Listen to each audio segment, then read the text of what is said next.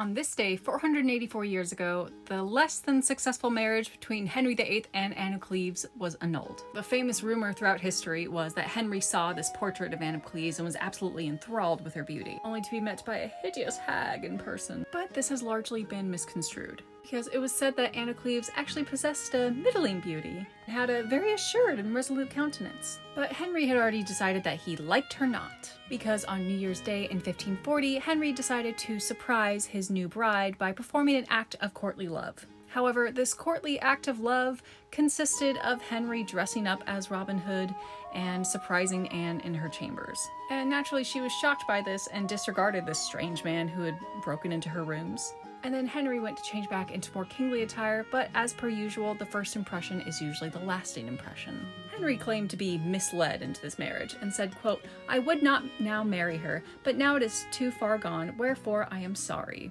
Henry's advisor Thomas Cromwell, who had rallied for the marriage, received the brunt of the blame. And Henry instructed him to find a way out of the marriage, but alas, the happy couple were married on the 6th of June, 1540. And engraved into Anne's wedding ring were the words, "God send me well to keep."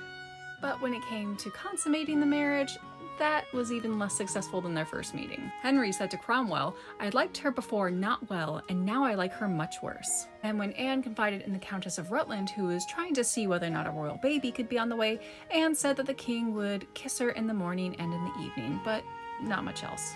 On the 24th of June, Anne was commanded to leave the court, and on the 6th of July, she was informed that the marriage was going to be annulled. Naturally, she was quite concerned about what this would mean for the state of their alliance, for what it would mean for her own personal safety, given Henry's track record with wives. But ultimately, she gave her consent for the annulment. And on the 9th of July, 1540, the marriage was annulled on the grounds of non-consummation and because of a previous engagement that Anne had had to Francis of Lorraine.